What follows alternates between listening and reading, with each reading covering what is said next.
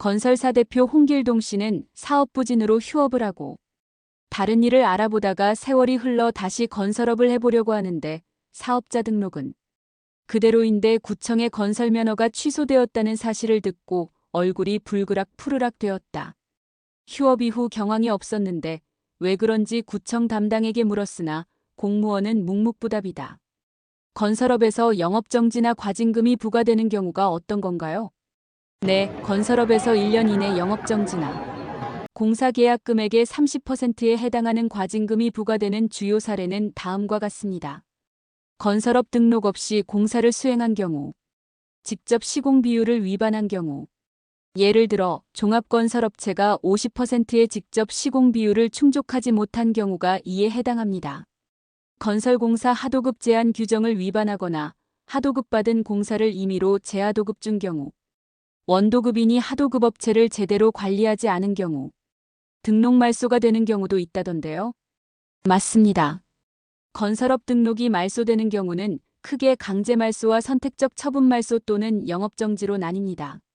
강제 말소되는 경우, 부정 등록 허위 자료 제출로 건설업 등록을 한 경우, 1년 이상 미개업 또는 1년 이상 휴업 상태, 등록 기준 미달 예를 들어 기술 인력, 자본금 요건이 충족되지 않는 경우, 건설면허 대여 타인에게 건설면허를 빌려준 경우, 영업정지 처분을 위반하고 영업을 계속한 경우, 등록 기준 미달이면 바로 등록 말소가 되는 건가요? 등록 기준 미달이 확인되더라도 바로 말소되지는 않습니다.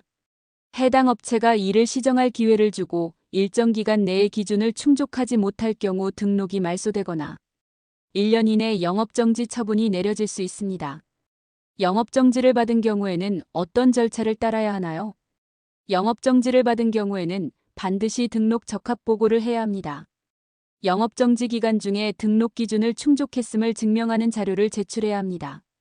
이를 이행하지 않으면 추가적인 처분이 내려질 수 있습니다. 건설면허 대여나 기술자격 대여도 말소 사유가 되나요? 네, 정확합니다. 건설면허 대여는 다른 사람이 건설업 등록에 필요한 면허를 빌려서 사용하는 행위를 말하며 등록 말소 사유입니다.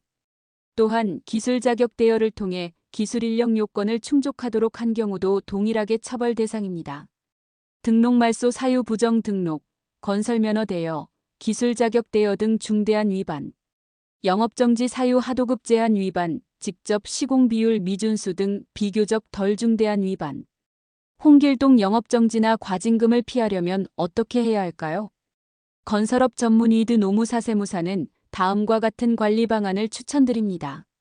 정기적으로 등록 기준 충족 여부 점검 기술 인력, 자본금, 시설 요건 등을 확인하세요. 하도급 관리 철저 하도급 계약과 재하도급 여부를 체계적으로 관리하세요. 면허 및 자격 대여 금지 외부의 면허나 자격을 빌려주는 행위를 절대 금지하세요. 영업정지 처분 준수 영업정지 처분을 받은 경우 처분 조건을 준수하고 적합보고를 신속히 진행하세요. 휴폐업의 경우는 영업정지나 등록 말소 위험성을 인지하고 진행하도록 합니다. 사례에서 홍길동 씨는 휴업 후 1년 이상 경과로 등록 취소 사유에 해당된 것입니다. 건설업체는 휴업 폐업에 유의해야 할 것입니다. 이상 건설업 등록 취소에 대해 건설위드였습니다. 건설업 세무노무위임 의뢰 032-858-3172